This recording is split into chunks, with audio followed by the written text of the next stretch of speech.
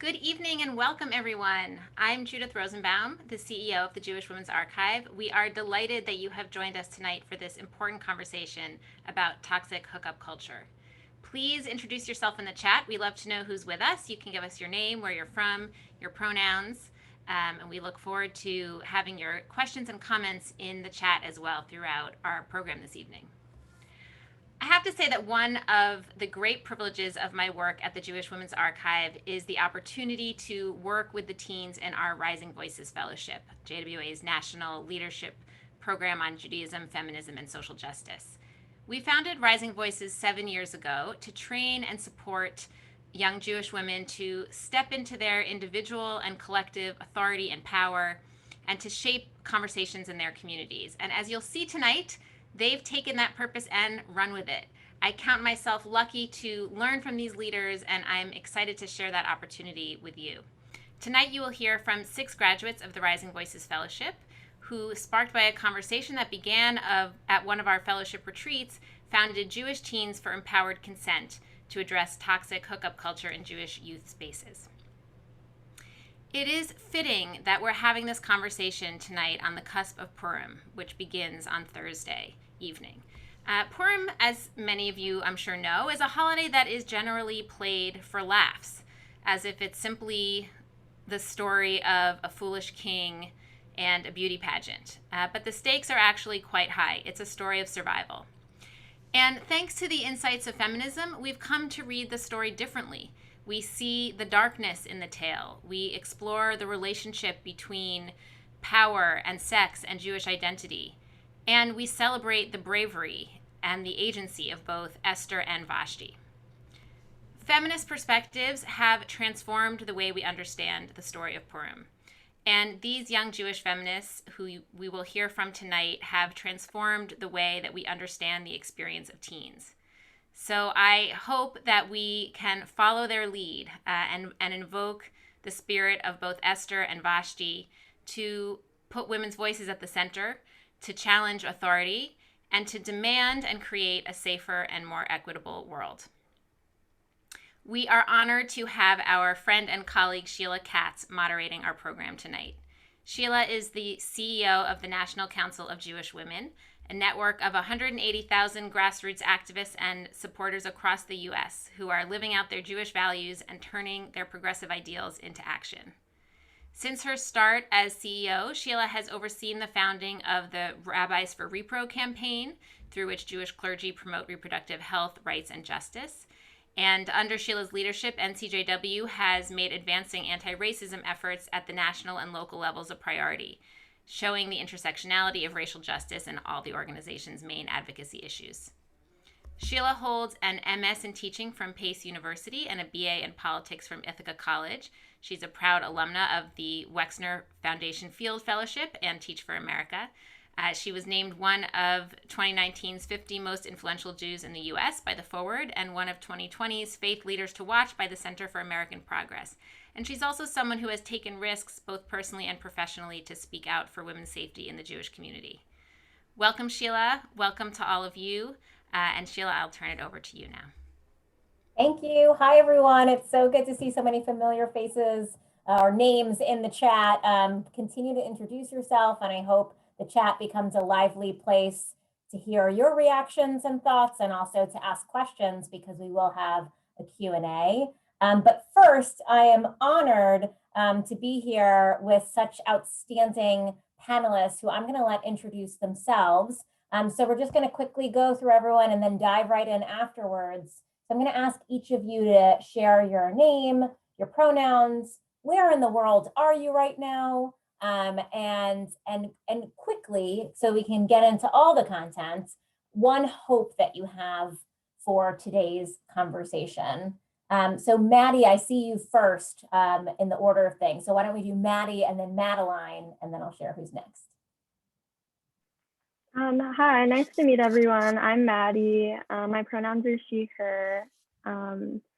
I'm currently in Amherst, Massachusetts right now, where I go to school, but I'm from Austin, Texas. I'm really excited to be here, and yeah. I'm Madeline. Use she, her pronouns. I am from Houston, Texas, but I'm currently at college at Brown University, and I am really looking forward to getting through some of the more complex underlying systems that are what we are tackling with, and being able to break those down in a tangible way tonight. Eleonora, I see you next, and Dahlia. Hi everyone, my name is Eleanor Lerner. I use she, they pronouns. I'm from Southeastern Connecticut, and I'm currently a freshman at Clark University. I'm so excited to just talk about this issue with everyone, and hopefully help all of you really see, how your life and your roles in the community connect with this issue. Hi everyone, I'm Dahlia Susan. I'm a senior at Gila Jewish High School from the Bay Area in Northern California, and I'm just really grateful to be here tonight, and I'm looking forward to answering questions and sharing more about what JTEC has been up to. Great. Lila, I see you. Lila G. There's also Lila P, who I don't see. Oh, there you are. Hello. So let's do Lila G and then Lila P. Hi everyone, my name is Lila Goldstein. I use she, her pronouns. I'm a first-year student at Brandeis University, and I'm from Wellington, Florida.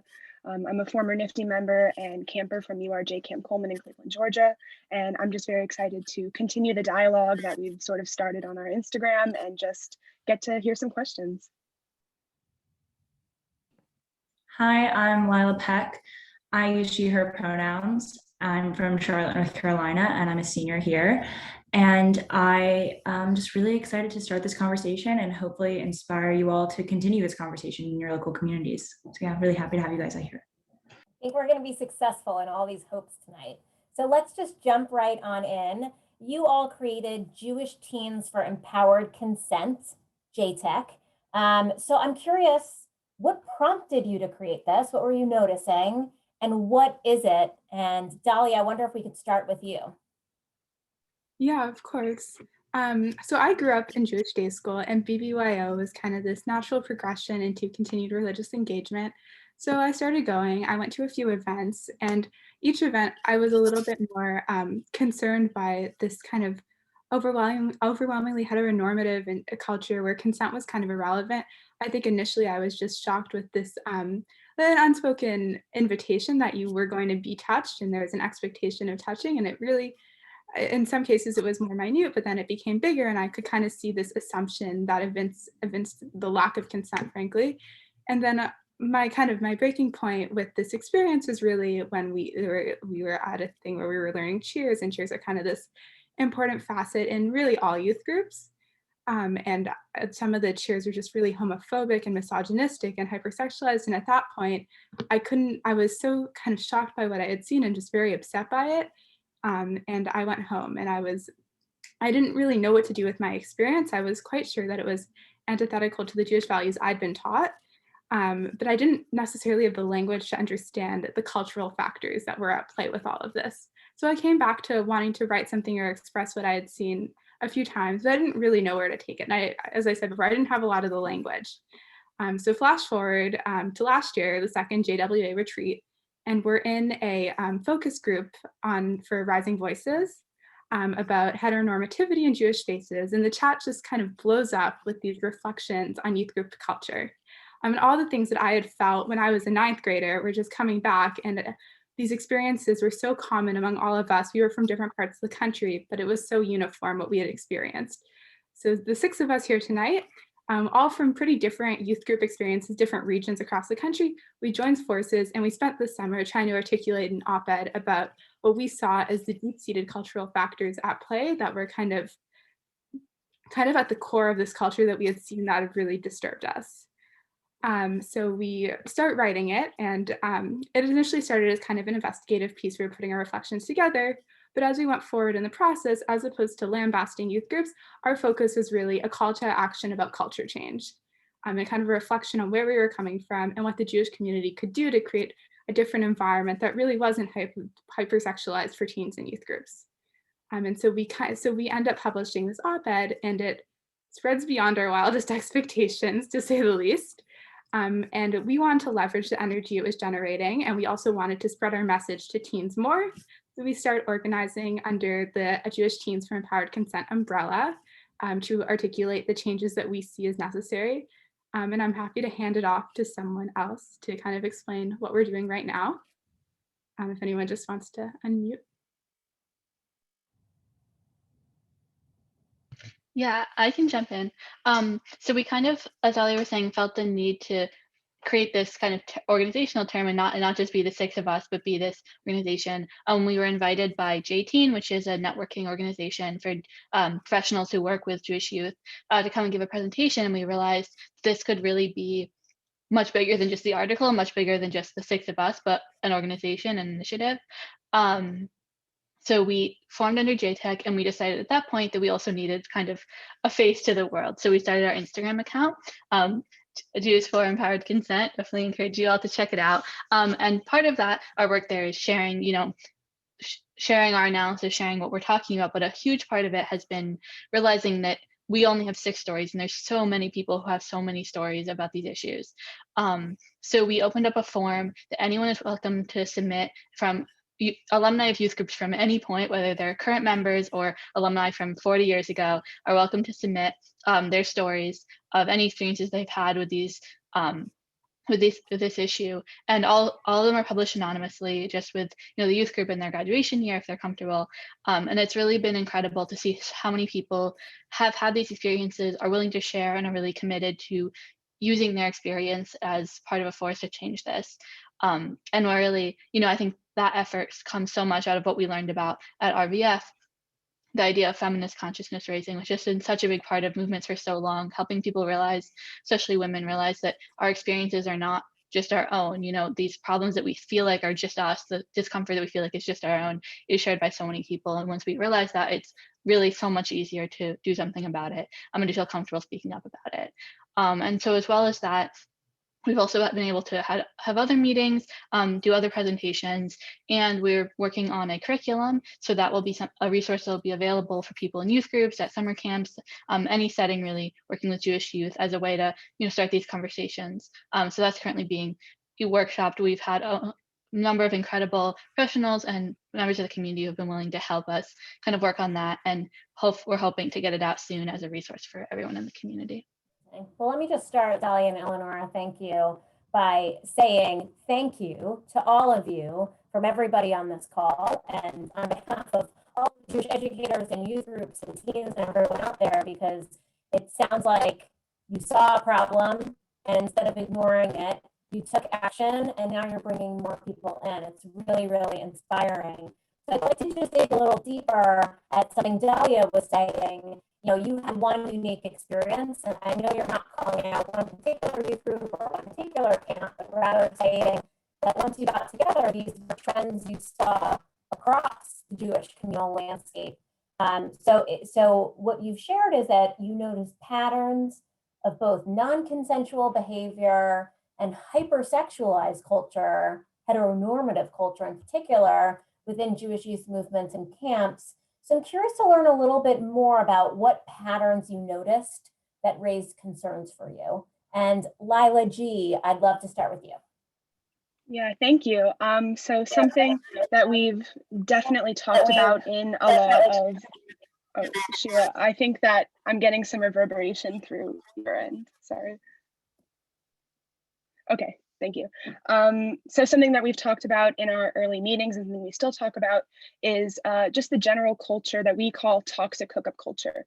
And we can just go into that for a minute. So this is different than just the normal teenage hookup culture that you might find in any teen social group in any part of the world. And we call it toxic because there are so many different elements in this culture that are relative to heteronormativity, relative to sexual harassment and assault. And these are just things that we find in these Jewish youth groups that are really different than the Jewish values that we're taught to embrace within these communities. So something that I've noticed through my experience, and we've discussed in our articles and in our group meetings, is different rumors or games that are big parts of just the culture at these places that actually have pretty heteronormative or objectifying motives behind them. Something I've personally noticed is point systems within Nifty events. And basically how that works is every person is attributed a point value that if someone hooks up with you, they can get that point. And these points are, just the most objectifying thing that I've noticed in these spaces. Just to be attributed a point value is something that I found was, really struck a really bad chord with me, that, you know, these Jewish spaces were allowing these things to happen. But generally, there's just patterns of, I think Dahlia said, where consent is just sort of irrelevant in these spaces. It's sort of like an unwritten contract where you enter, and consent is not really necessary if you're in these spaces. Toxic hookup culture is fair game. So. Thank you, Lila. Yeah, and go ahead, Madeline.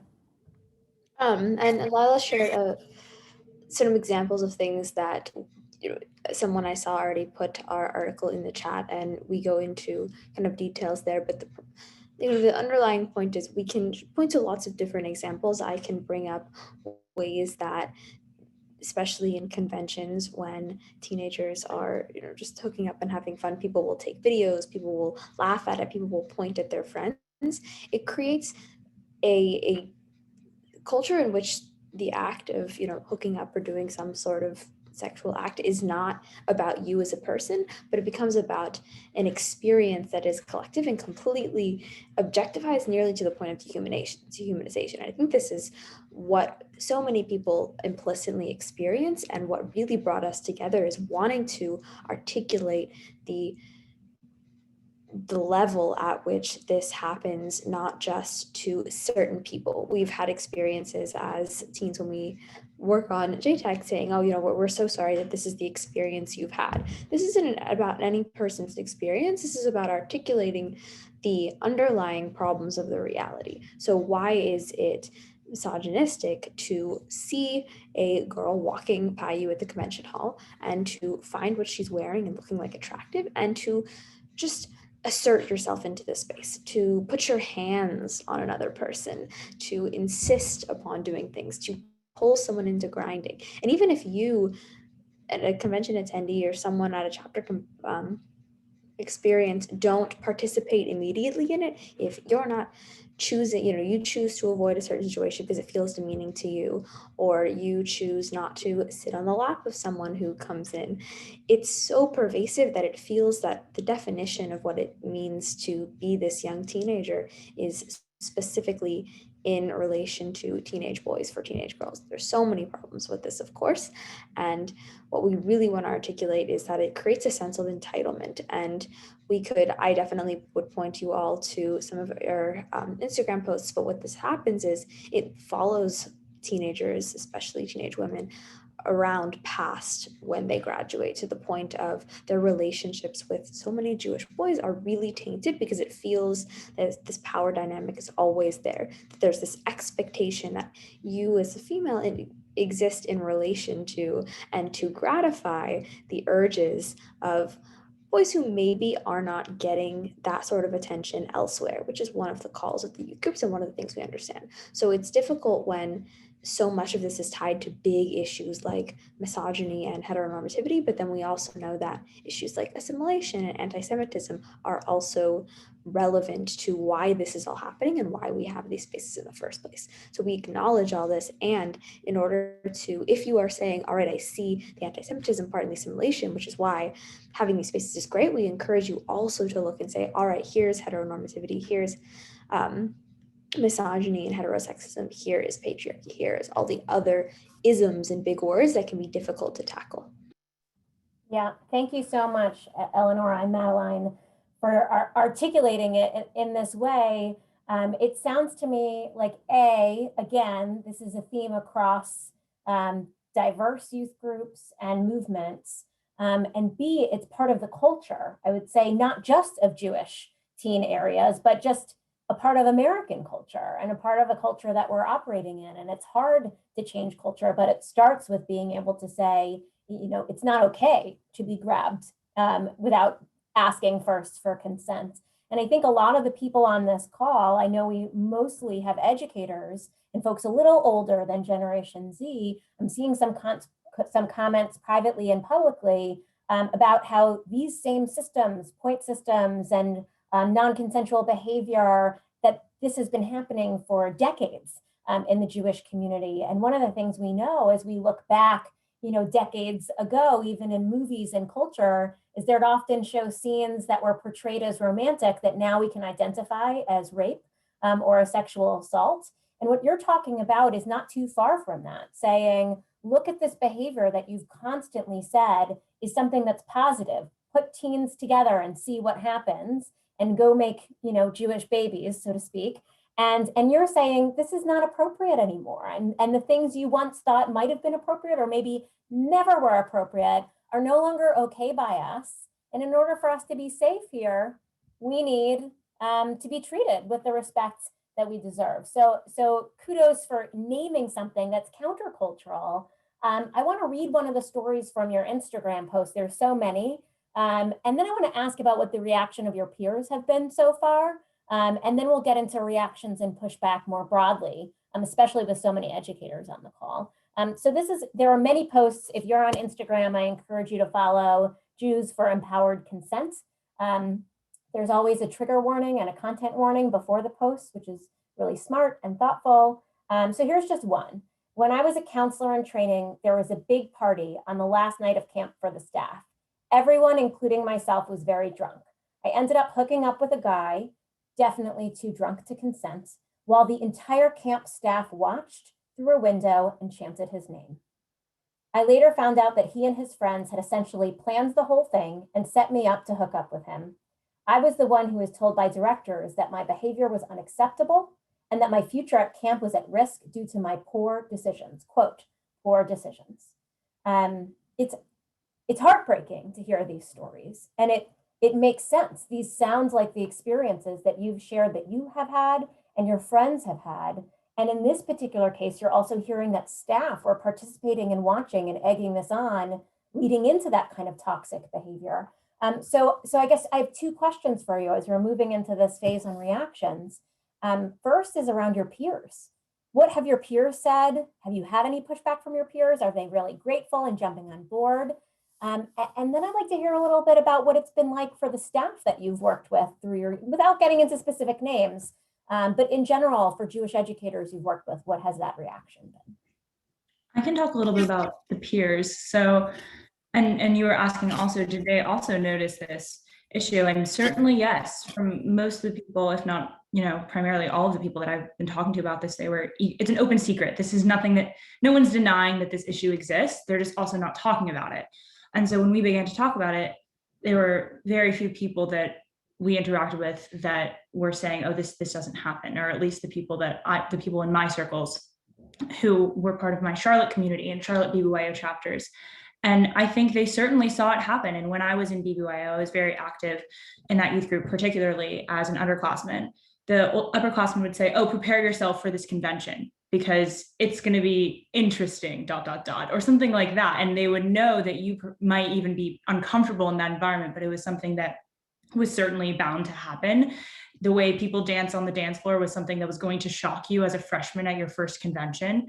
And even what's interesting is my peers at my secular school, when I would bring up BBYO or other Jewish youth groups, they would say, oh, we know what that means, and they would think of it as this sexualized space and the space where the guys and the girls are constantly hooking up. And it was really sad to me to think that my Christian friends would have this connotation of this space that is so powerful and so empowering in so many ways and so positive. And yet to my secular friends, that was all they knew it as. And that was the connotation that they had heard. So I think that that's particularly interesting. Thanks, Lila.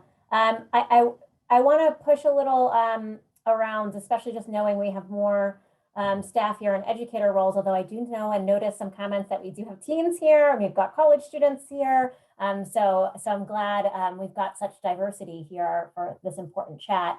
You wrote the op-ed for continuity's sake, ? Addressing hookup culture in Jewish youth groups that I know has been in the chat. So first I want to say congratulations on publishing an op-ed. 90% of op-ed are written by men because 90% are submitted by men. So it's important to get your voices out there. Second, I know you're working alongside so many youth groups and camps right now to collaborate with them, really in the spirit of partnership to be with them. And I know that was the spirit in which you wrote this op-ed. Like, we want to help, we want to point this out, we want to be your partners. So what's been the reaction from organizations, from staff, as you brought this to their attention? And I'm curious if anyone is responding particularly well that you want to highlight. I think across the board, we've just had a huge outpouring, especially from adult leadership. I think a lot of times when they've reached out, it's really a reflection on their own experience, because a lot of the adults who matriculate into leadership roles in youth groups, they grew up in them, so they know these spaces pretty intimately. One of the things I think occasionally there's a bit more of a negative reaction. There's kind of a sense of, okay, well, that was your experience, but how can we generalize this? How can we say this is what it was for everyone across the board? But I think there's also, and this is the interesting piece about doing this work, there's a sense of, okay, so what do we need to do? What can you do for help you? What can you, JTEC, do to help us fix this? And it's kind of, and it's a difficult question for us, because I think we absolutely want to have a role in this, and we also recognize our space as people who are coming in from the outside to fix this. Even though we've had experiences in these spaces, this is something we want to pass this on as something that people in these spaces right now, teen leaders, can help bring this conversation in. But I would say I think there's definitely openness to bringing in curriculum. One of the things that we also hope to see at the adult level, and this is a little more intricate, but actually designing a consent and sex educator role for each region, because I think youth groups have these positions at the top, but they don't always trickle down in the way that they need to in order for these roles and these educators to be accessible to the teens who are really designing the programming. And I just wanted to add too, that in a lot of our interactions with youth group leadership and summer camp leadership, whether that be teen leaders or adult leaders, there is that sort of question, like Dahlia said, of they're like, okay, we understand what you're talking about. We get this as an issue. What do we do now? And we just want to reiterate that this is not an issue that can be solved just by teens, or this is not an issue that can be solved just by adults. There's going to have to be a major joint effort from everyone involved in these Jewish youth spaces to sort of reform this culture.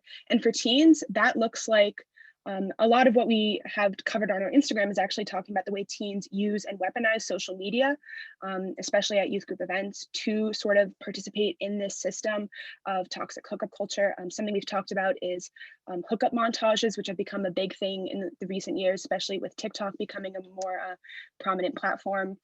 Just the concept of just non-consensually forming someone in a sexual encounter with someone else.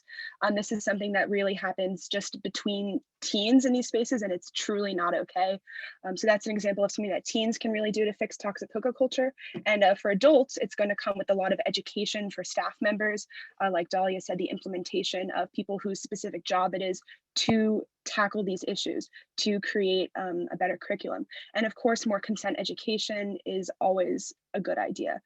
Just in these spaces, we find that there is sort of this concept of like the Kahila Kadosha, like this is a community where people can love and trust each other. There's so much friendship and so much, amazing positivity in these groups, yet these issues lurk just below the surface. So it's almost like we have to, it's an imperative within these groups in order to make these Jewish values actually work in these spaces, is to sort of, reform the toxic hookup culture.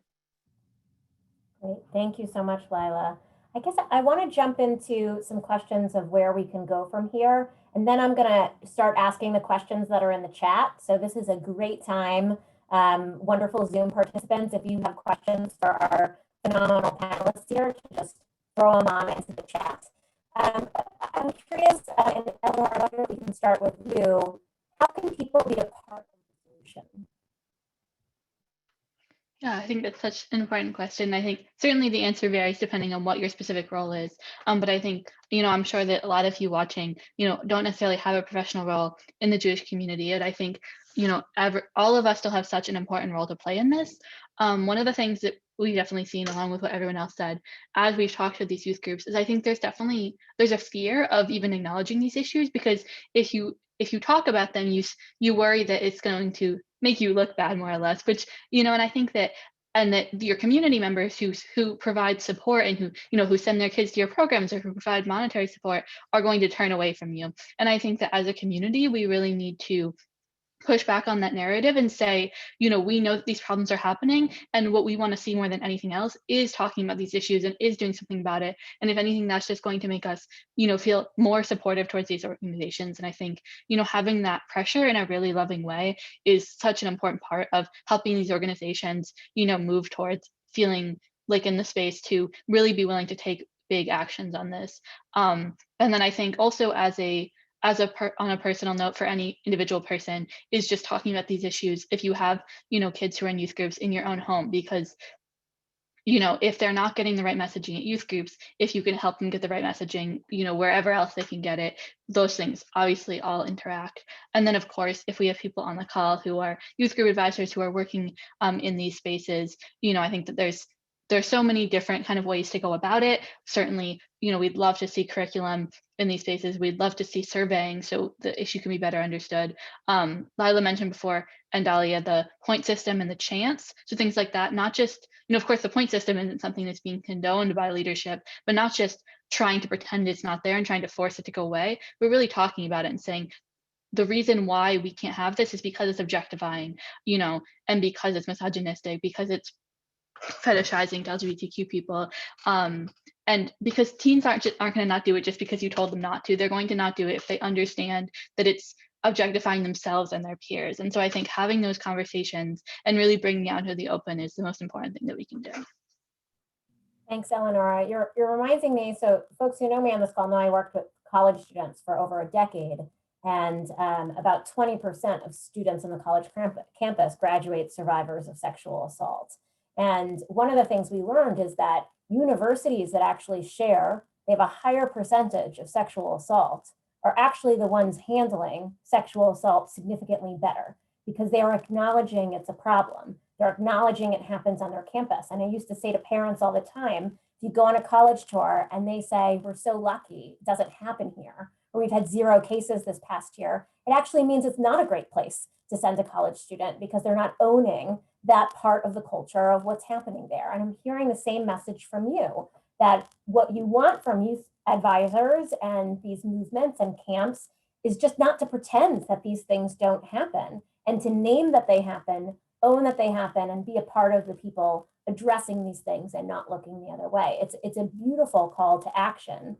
I'm curious, this wasn't a question I shared I was going to ask, but often in these moments, the people who bring up the issue are the ones who then are told they need to solve the issue. Like, oh, thanks for letting us know. You tell us what we must do. And so I'm curious if that's happening at all. I know you want to help, but is that happening? How does it feel if it's happening? And what advice do you have for youth professionals who are here if a young person should come to them and say they've experienced this? What's your recommendation in how they respond based on your experiences? One of the things that I will say is you get a little bit of a mixture, right? On one hand, I think some leadership does not exactly want to acknowledge a problem, and we've had a little bit of that. And there's you walk a fine line between listening to those who are impacted and the call for change, such as in certain conversations with youth groups or camps or leadership, where people tell us, well, we hear you, but we have a plan in place and we have these measures. And sometimes I think it's important to listen to those who are bringing the problem, to say, well, your methods as they currently stand are insufficient. But then other times it is exactly as Sheila mentioned, that people can expect you to have all the answers when this is really not your responsibility. A good anecdote that we at JTEC have been enjoying, it just happened a couple of weeks ago, was on Instagram. A different youth group was having a conversation and someone brought up this issue and someone pulled us in. It wasn't on our Instagram, but they pulled us in, and we ended up having a conversation with these boys who had served in various leadership roles, and they're all my age, so they're all a year out of high school. And they told us very candidly, when we read your article, when we saw your Facebook page, when we looked into you as you got pulled in, we had the reaction of, oh, well, how, it's not really clear what your goals are or your asks are. And we hear that you're saying this is a problem, but I think that we're doing a good job. Like, what do you actually want? And this was definitely frustrating for us as people who have many times articulated very clearly, we have a set list of demands.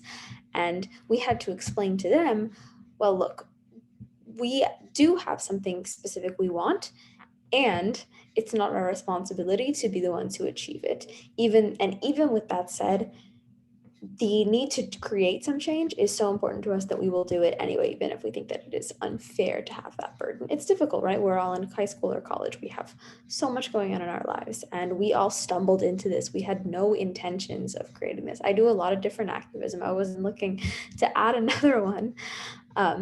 But what is most exciting is when you articulate this, how it clicks for people. I've seen a lot of conversations in the chat about toxic masculinity and how do you involve boys. And just this conversation was very indicative of ones that we've been having internally. Sometimes boys reach out to us, they want to participate, that we should feature their perspective. And we definitely agree that this is so harmful to have a culture where boys are expected to act in this aggressive role, to be so assertive and to think that they are entitled, when in many ways they don't, and they're preconditioned to see this. And apparently it's really hard for them to challenge because of the culture, which is both reinforced by older teenage boys and by the advisors themselves. So part of that, it's not our responsibility. We have ideas and suggestions, but it's not our responsibility to be the ones to tell you to fix your problem and to tell you what to do. My recommendation then is to take the top line recommendations we've put out there and to have these conversations and to tailor them yourself, to take responsibility for saying, let's do something in our chapter, let's do something in our region, let's do something in our family, let's do something in our camp, let's do something with just the people around us who aren't in any sort of structural system anymore because they left, because they were jaded by it, because they graduated out, etc. So it's balance. Great, thank you so much. And youth group professionals and CEOs should be used to that kind of, we want to help you, here are some guide points, but you should really be the ones to figure this out because it's unique to your organization. We're hearing this a lot around racial justice right now. Let's listen to people of color in the community around what they want to see from organizations, but it's up to the organizations to actually own this and move it forward.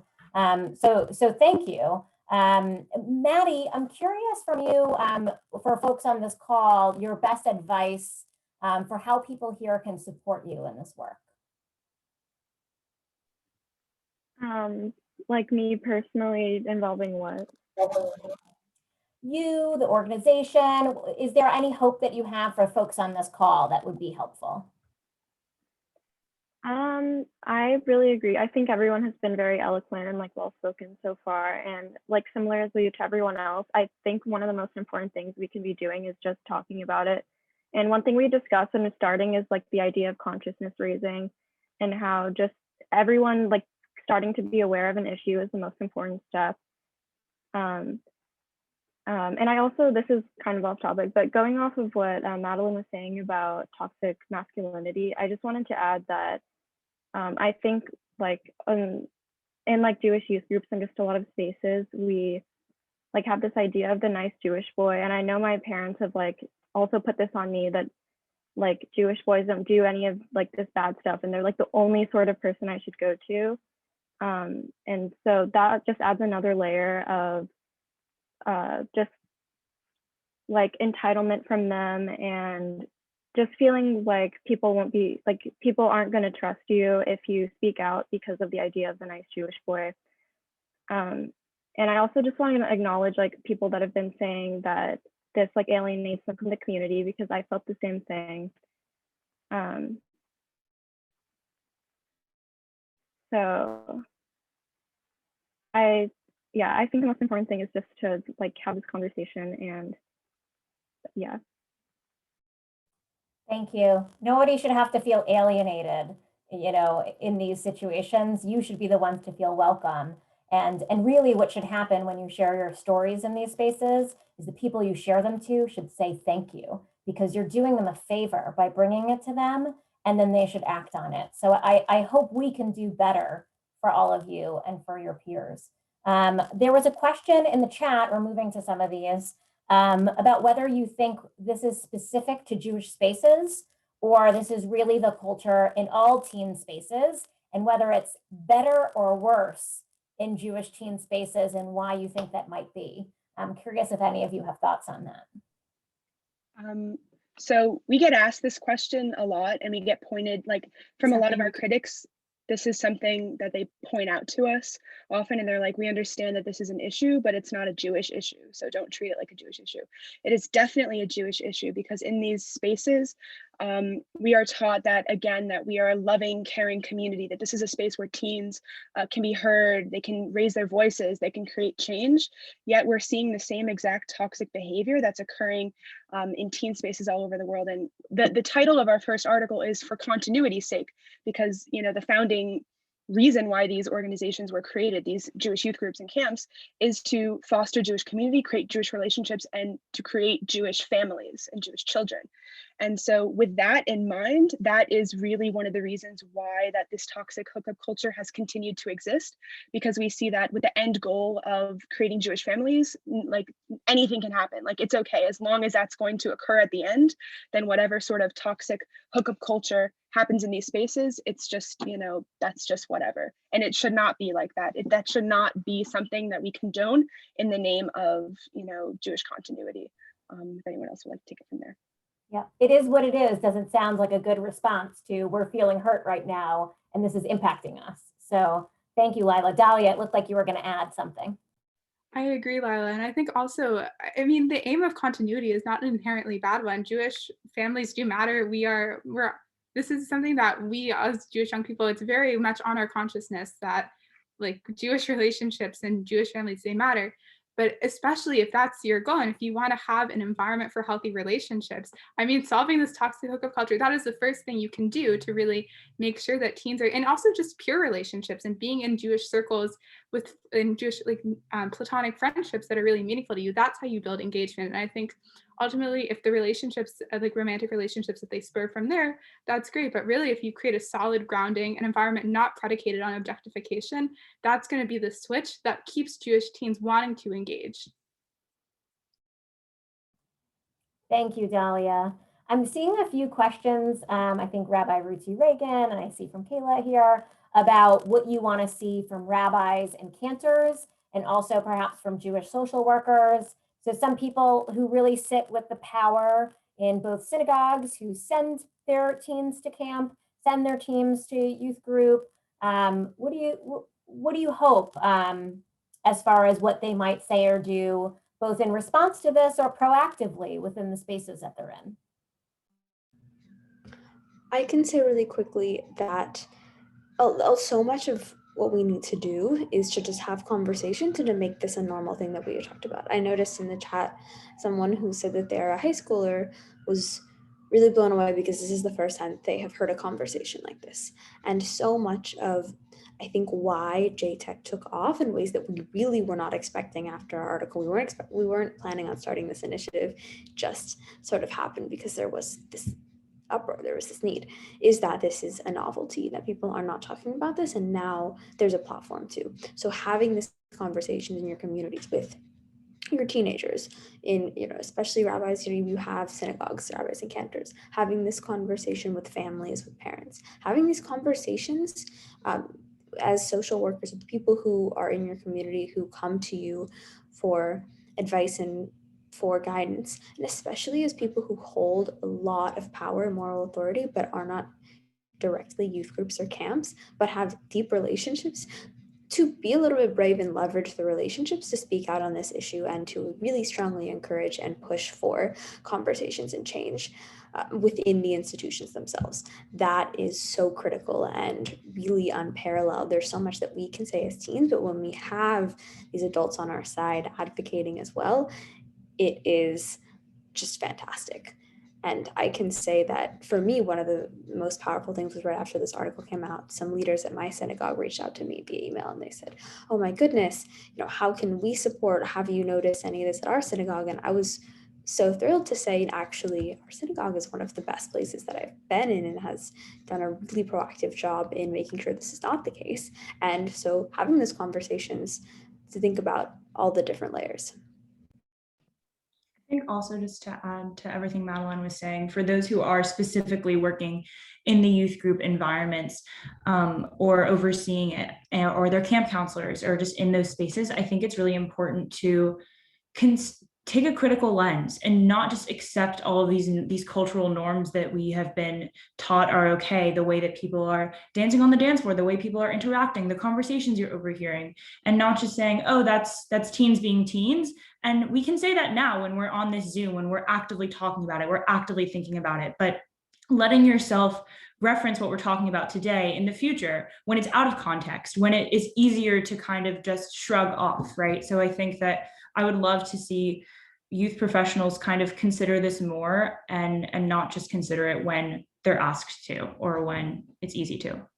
Thank you. Also, I'm just thinking of how Judith opened this call, framing things around Purim this week. There are so many opportunities to look at Jewish text and stories and to point out toxic culture and hookup culture, and reimagining some of the stories of both what women have experienced over time in our stories and what it means for today. So they don't have to wait for this to happen. It could just be a part, I'm hearing Lila, you say, this could just be a part of the way people teach to reinforce that it is not normal and it's not okay to be placing these pressures on people and to be looking the other way when there's non-consensual behavior.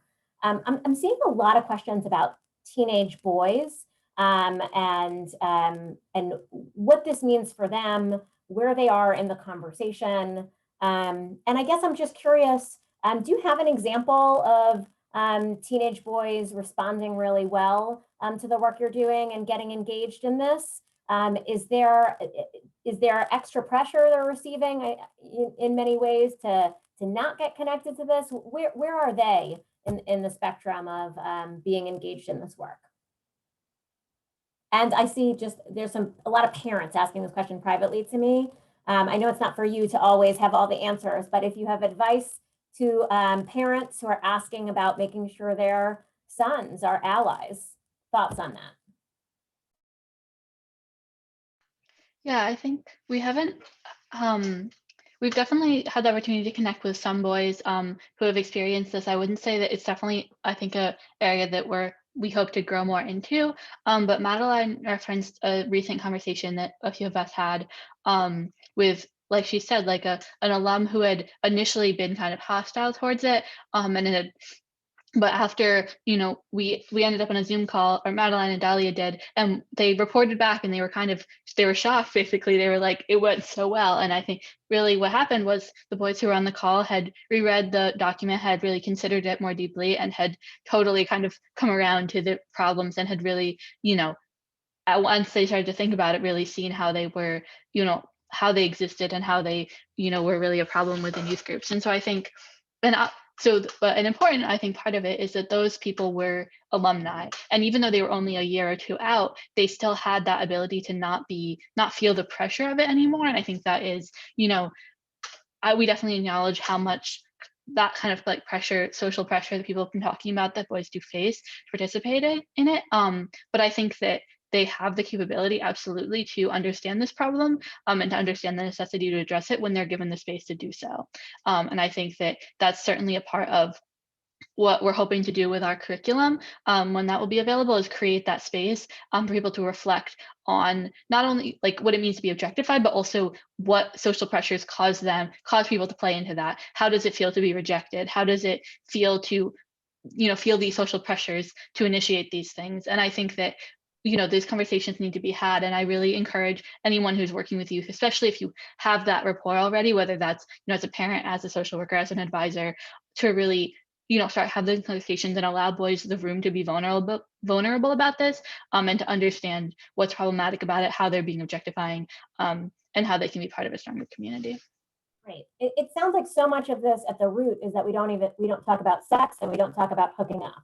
And if you don't talk about it, and you don't have conversations about it, how can it happen in a healthy way? And so I see a few questions coming in about that kind of balance of the healthy practice of teens exploring their sexuality while trying to create a healthier overall culture. Because I don't think what you're saying is people can't hook up. I think what you're saying is it's a problem if it's toxic and non-consensual. So what do you think is a good balance? And any thoughts on just people talking about this more?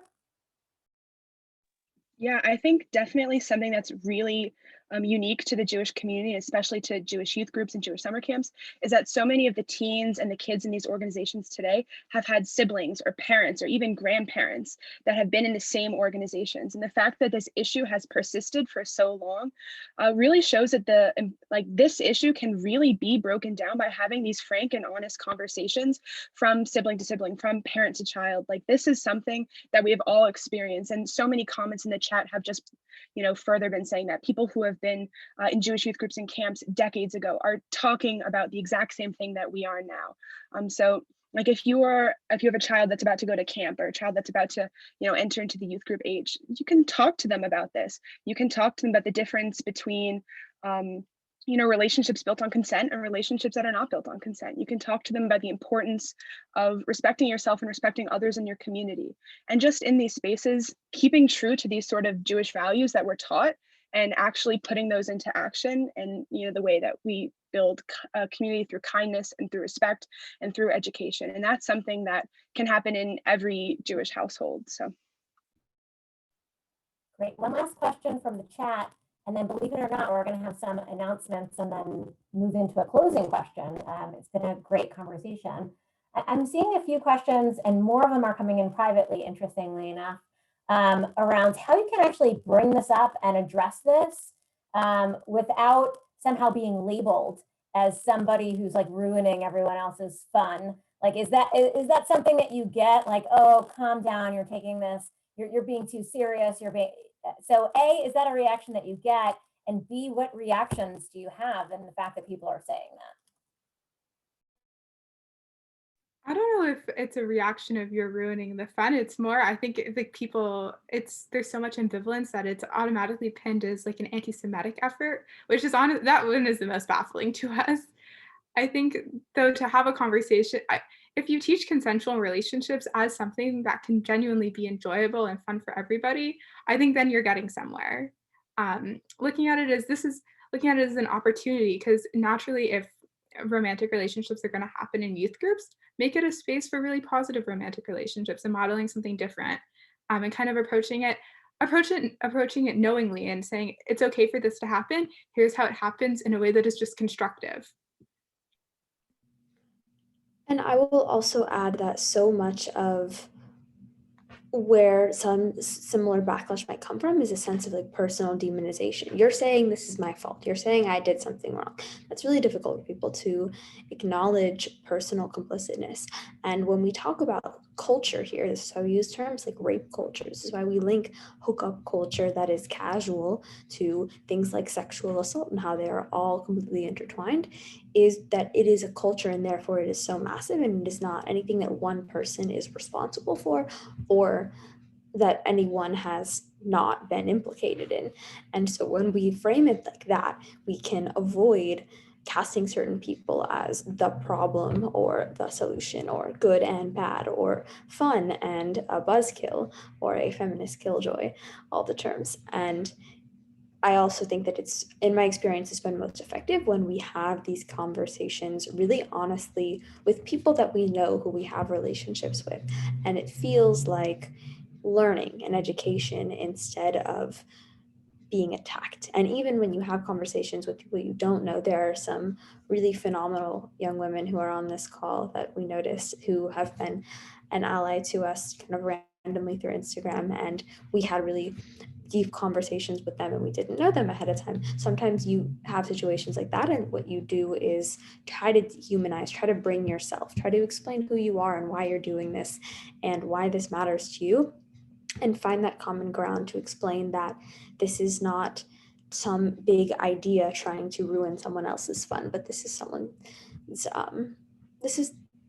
people who are all experiencing this and all have shared interests at stake and all enjoy the same things and just want an experience where the culture is affirming and not degrading, objectifying, and ogling. Thank you. And it's about you too. This is about you feeling safe and you having the right boundaries that you need. So I'm going to share a few updates and then we're going to jump into a final question. Jewish Women's Archive is continuing to collect Me Too stories for its Archiving Me Too project. So if those of you on this call have a story to share, you can submit it to JWA's collection, either through their story collecting app or on JWA's website at jwa.org/metoo. I think it's all going in the chat too. Tonight, you have met some of the amazing alumni of the JWA's Rising Voices Fellowship, and applications for the new cohort 2021 to 2022 are currently open. So maybe you know someone, maybe you yourself want to apply. It's jwa.org/risingvoices. JWA now has a history course online on race, ethnicity, and Jewish women in America beginning in March. And you could find more out on their events page, jwa.org/events.